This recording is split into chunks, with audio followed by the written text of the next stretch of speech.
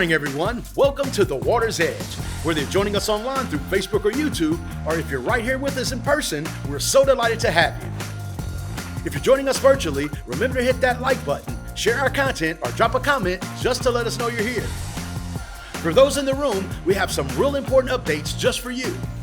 If you have little ones, our nursery and kids church are just across in the lobby, providing a safe space and an engaging space for everyone. The heart of our community is our volunteers, and we're always looking for more passionate individuals to join us. So to get involved, simply scan the barcode on the screen or text the word volunteer to 844-793-7384. Let's not forget, we're a welcoming space for everyone, especially those facing challenges. If you know someone in need, extend an invitation to join us in person or let them know about our online content.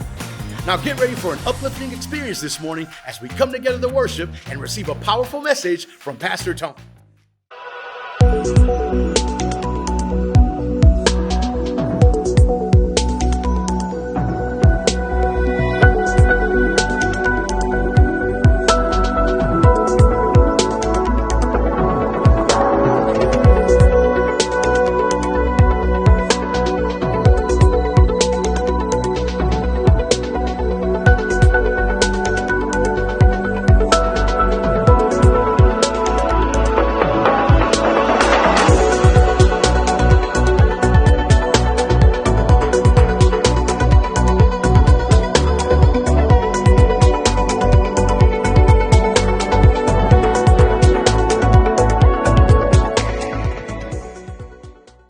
What's up, everyone? Good morning and welcome to our Water's Edge Sunday morning online worship experience. Thank you so very much for tuning in and worshiping with us today. Also, for those of you that continue to worship with us online through a very sacred way to worship, and that's through giving and generosity. Maybe you're meeting our new $10 challenge. Maybe you're a new giver. Maybe you're a consistent giver. We want you to understand that every time you worship with us through giving and generosity, you're allowing us to help more people and love more people, serve our city, serve our community, feed more people, shelter more people, and show people the love of Jesus Christ. So thank you so very much for tuning in today, worshiping with us, sharing these worship experiences with your circle of influence, but also thank you so very much for believing in the heart and the mission of this place enough to make it a part of your life and to make it a part of your giving and to make it a part of your bigger purpose in this life. Thank you so very much for joining together with us to make a difference in our community, in the hearts of hurting people. Today we finally finish up with our current series entitled Sunsets, and like I've been telling you, sometimes very crucial things, sometimes very, very important things in our life, whether they're good things or whether they're bad things, they can come to an end like a sunset. There's going to be a transition, there's going to be a change, and we know it and we can feel it. And like I've told you, most people ask this question in their heart all the time: how do I survive this? My life and the people in my life, the circumstances in my life are going through all of these transitional changes in my life, these sunset changes in my life, these moments of transition in my life, and it seems very heavy and very complex. How do I survive this? But we also pointed this out. A better question to ask today is not how do I survive this, but how do I embrace these changes to the point where I learn from them and where I grow from them, and it makes my inner faith stronger and it makes my inner endurance and resolve stronger. There's this road in DeQuincy that I absolutely hate to drive down. It is a very, very dangerous road. Some people call it Camp Edgewood Road. Some people call it Penton Road. I call it a dangerous road, and this is why. It's a very, very narrow road. It's a long road with lots of sharp turns and lots of sharp curves. There's no shoulder to that road. There's nothing but ditch. And it's very narrow, and be honest with you, sometimes it's very difficult in some of those narrow curves for two cars to fit on that road at the same time. And so every time you drive down that road, there's always this tension that develops. In fact, I remember one time when I was in junior high, I was watching a basketball game at South Beauregard. That was the school that I went to.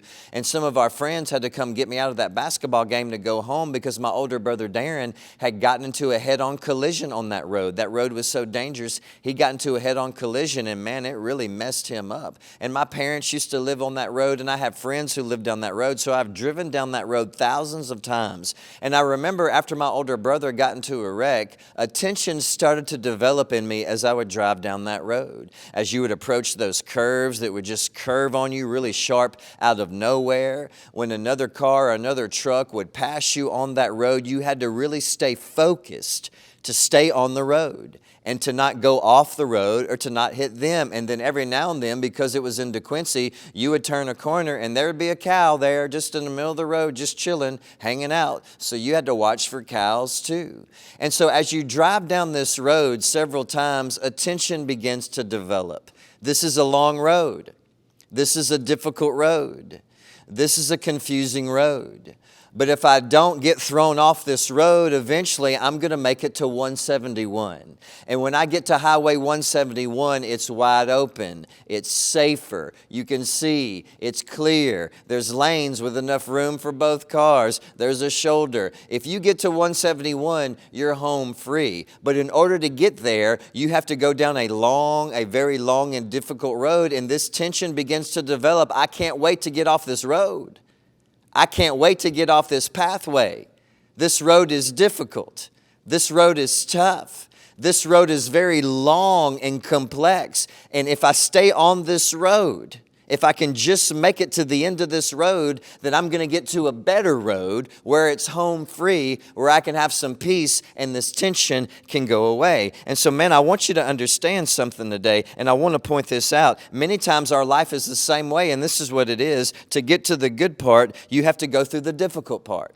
Sometimes in our life and in our heart and in our faith, to get to the good part and to get to the better part, you have to go through the difficult part. So in the book of Acts, a young man is killed, stoned for having faith in Jesus. His name was Stephen. After this, the Sanhedrin, the Jewish religious council, man, they put out orders to absolutely persecute Christians, to arrest Christians, to murder Christians. And so people that believed in Jesus right here, these Jewish Christians that follow Jesus Christ, they begin to scatter out of Jerusalem and all throughout the rest of the world, in Judea and other parts of the world. And James, the half-brother of Jesus, was their pastor. And so he writes this letter to them as this compassionate pastor because he knows they're confused, he knows they're hurting, and he knows that they're suffering. And notice what he says in chapter 5. Notice all the different types of people in this gathering.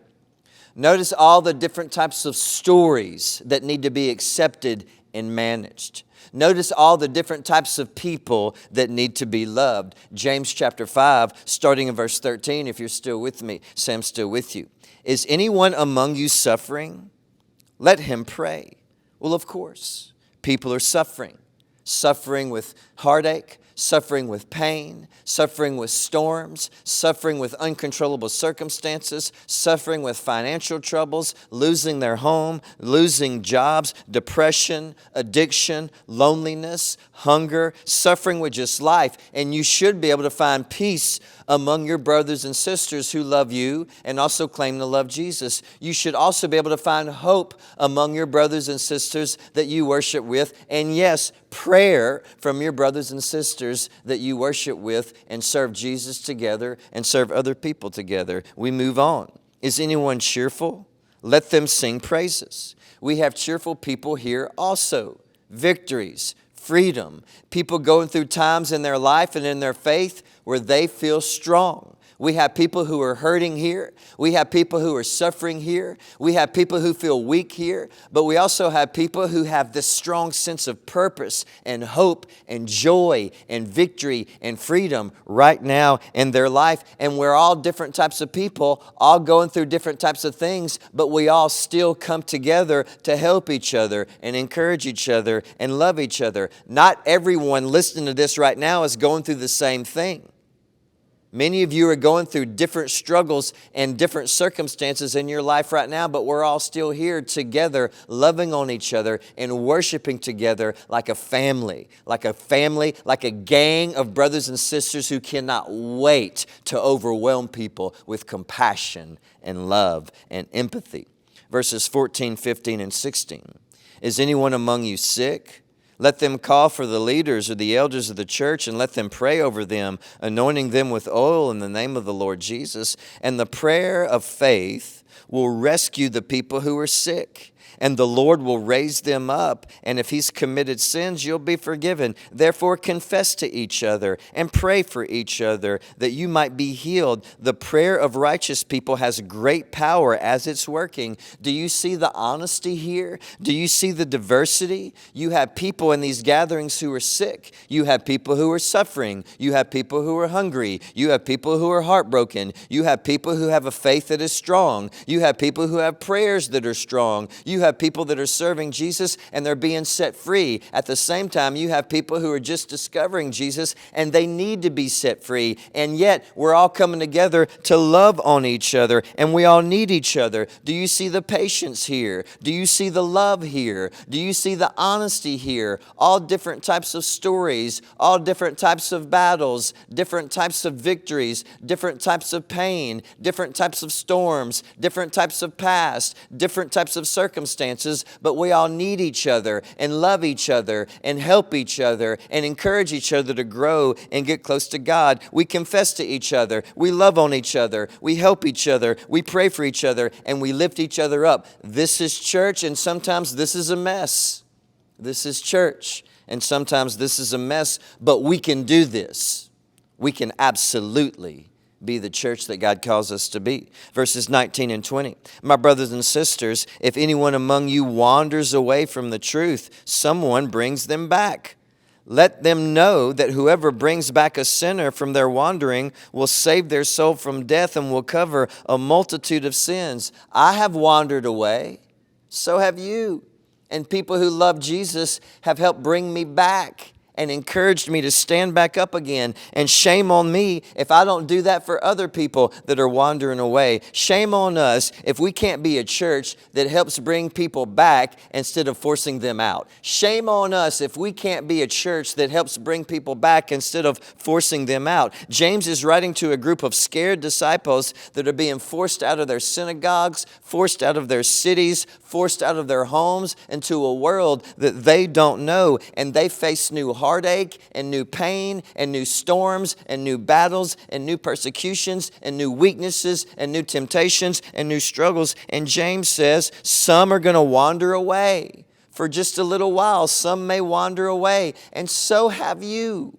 And so have I. So love them and bring them back in. We can do this. And what about you? Let me explain something to you. If you have sufferings and pain, we want you here. If you have doubts and questions, we want you here. If you have confessions, weaknesses, if you've wandered away, we want you here. Also, those of us who have cheer right now in our life and joy right now in our life and victory and freedom right now in our life, we want you here too. The broken are welcome here, and the strong are welcomed here. The weak are welcomed here, and the struggling are welcomed here. Those who have a strong faith are welcomed here, and those that are just experiencing faith are welcomed here. All different types of people, all different types of stories, all different types of passions, all different types of backgrounds, all different types of circumstances in our life. People going through different things, and yet we come together to serve God together and love other people together, and we all need each other, and we all help each other grow. We can do this. We're a community that wants to bring people back in and not push people back out. We're a community that wants to bring hurting people back in and not push them back out. Bring hungry people back in, not push them back out. Bring addicted people back in, not push them back out. Bring people who feel guilty back in. Bring people who feel shame back in. Bring us all who have a past back in and not push them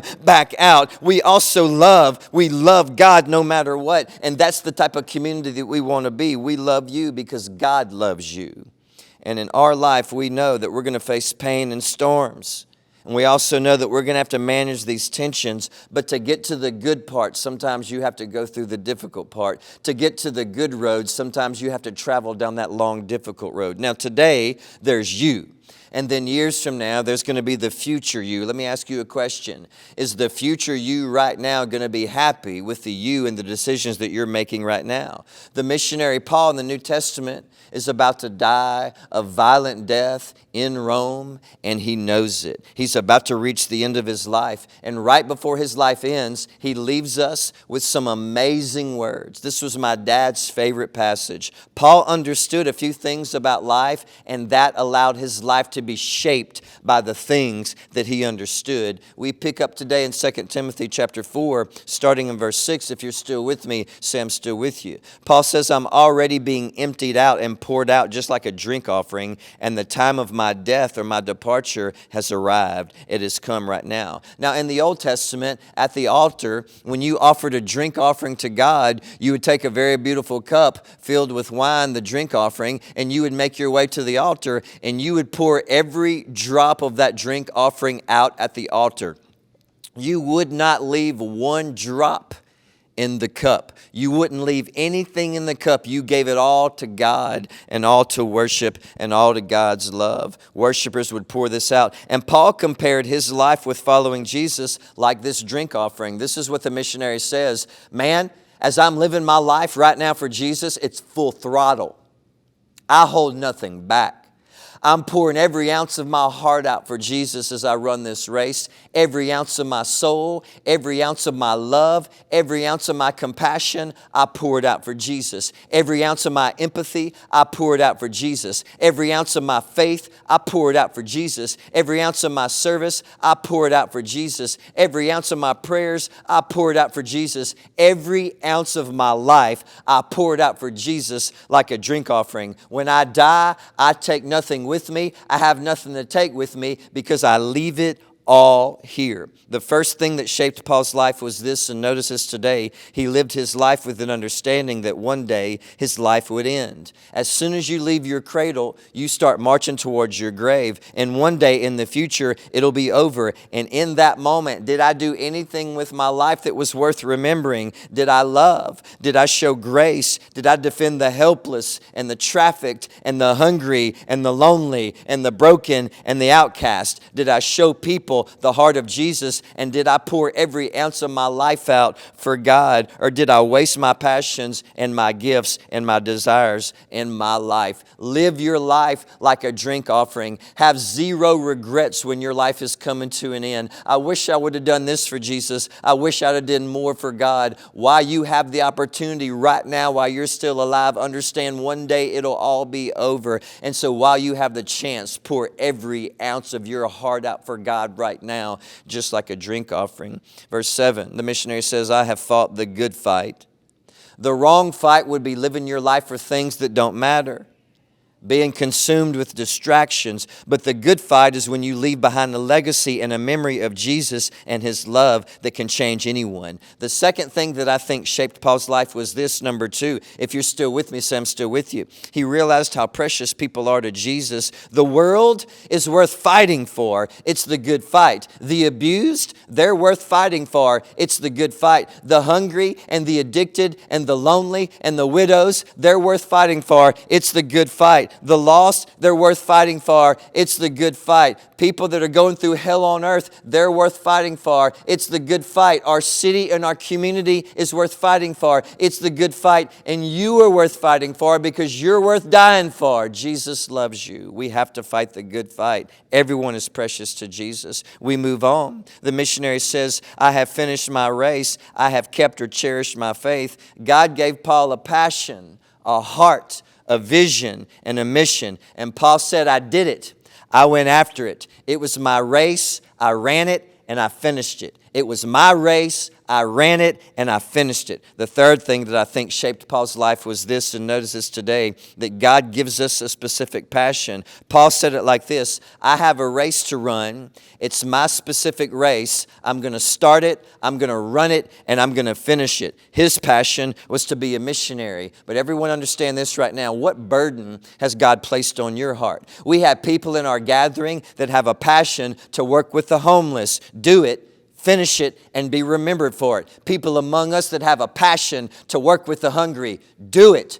Finish it and be remembered for it. We have people among us that have a passion to work with prisoners and the addicts. Do it. Finish it and be remembered for it. We have people among us that have a passion to work with young adults or elderly adults. Do it. Finish it and be remembered for it. We have people among us that have a passion to work with single moms and autistic children. Do it. Finish it and be remembered for it. We have people among us that have a passion to work with inner city youth. Do it. Finish it and be remembered for it. God has given you a race. Run it with every ounce of your soul and be remembered for it.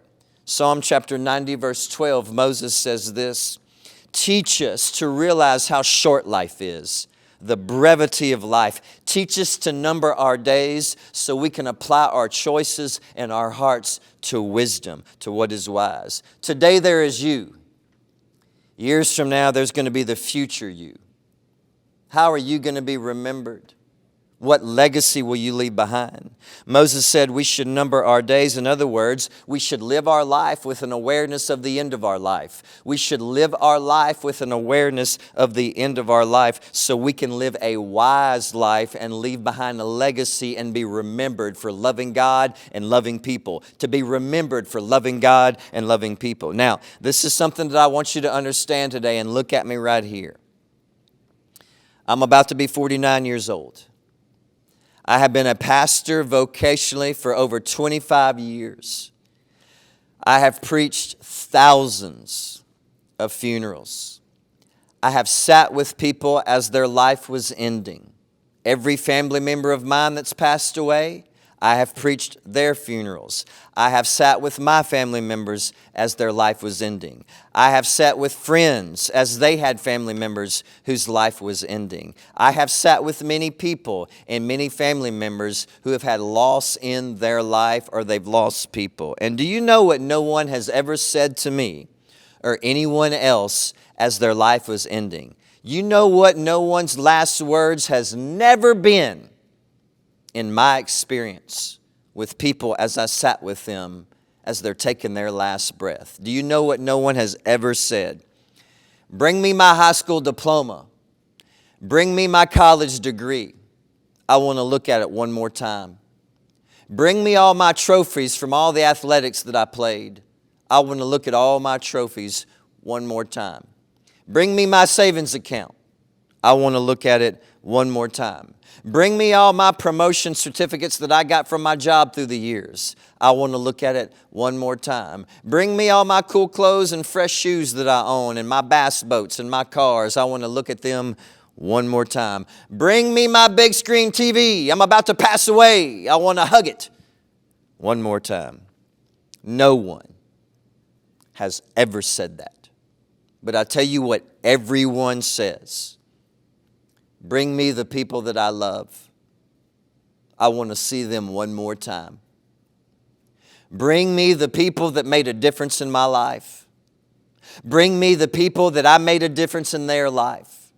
Bring me my friends where we served God together and we built relationships together while we were serving people by serving God, and we built these connections because we were living for something bigger than ourselves. They made a difference in my life. I made a difference in their life. Relationships. Bring me relationships, the people that I love and the people that love me, that we all made a difference in each other's life. And that's the only thing that people ask for as they're taking their last breath. Legacy, memories. Let me ask you something today. How is your life going to be remembered? When I take my last breath, I want people to say, man, he loved God. He loved Jesus. He poured every ounce of his heart out to run his specific race that Jesus put in front of his life. Hey, we know one day the road's going to be a little bit easier. But in order for us to get to that road, we have to suffer through the long, difficult road, but stay on it. Don't give up. Don't quit. Keep loving Jesus. Keep running your race. Keep following Jesus, and God will use you in the lives of people, and that'll leave behind a legacy. Thank you so very much for hanging out with us today and tuning in. Now continue to stay tuned in for an amazing time of worship with the amazing Water's Edge worship team. We love you all. We cannot wait to see you back next week.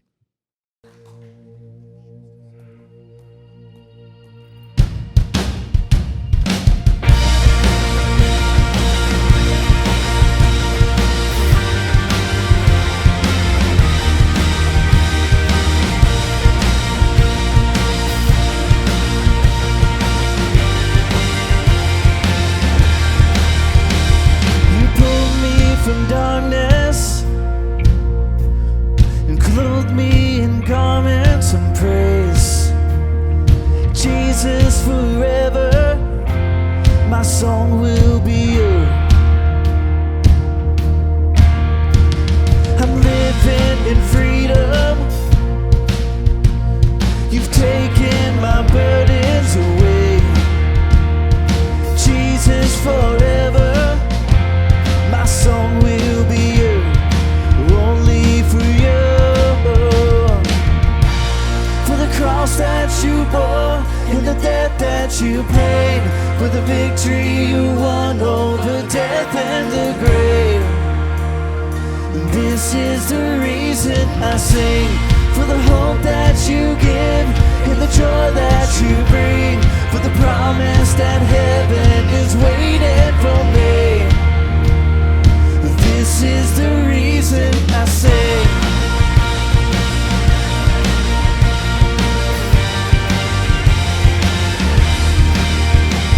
I will not be silent. I'll testify of your grace. Jesus forever, my song will be yours, only for you. For the cross that you bore, and the debt that you paid, for the victory you won over death and the grave. This is the reason I sing, for the hope that you give, and the joy that you bring, for the promise that heaven is waiting for me. This is the reason I sing.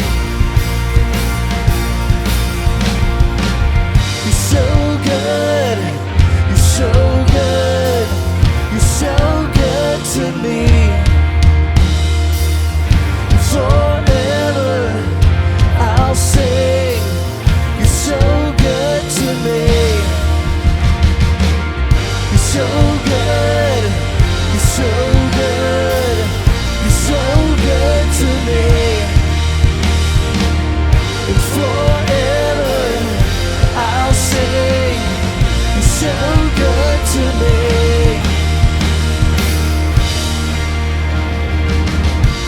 For the cross that you bore, and the debt that you paid, for the victory you won over death and the grave.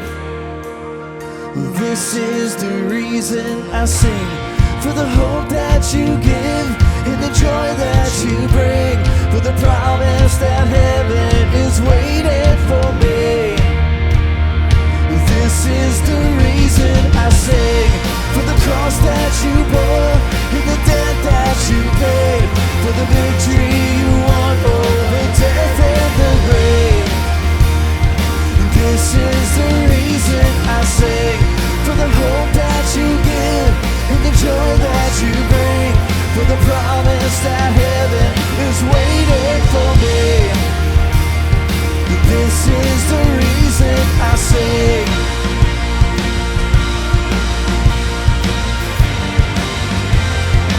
Jesus, the reason I sing.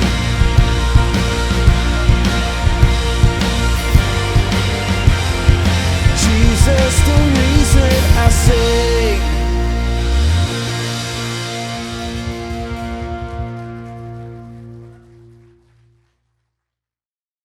What a powerful message from Pastor Tony. And we sincerely hope that today's worship experience have left you feeling encouraged and inspired. And if you found a connection in the service and want to stay tuned throughout the week on social media, you can check us out at Waters Edge Gathering on Facebook or WatersEdge_LC on Instagram. And for a more interactive experience, consider downloading our app. It enables you to participate in online giving, enjoy worship songs, and also replay messages from Pastor Tony. And whether you're curious about salvation and baptism, interested in volunteering, or have a prayer request, make your way to the lobby, and our wonderful volunteers will get you plugged in. We absolutely love you guys and can't wait to see you back next week at the Water's Edge, where everyone has a meaningful place to belong.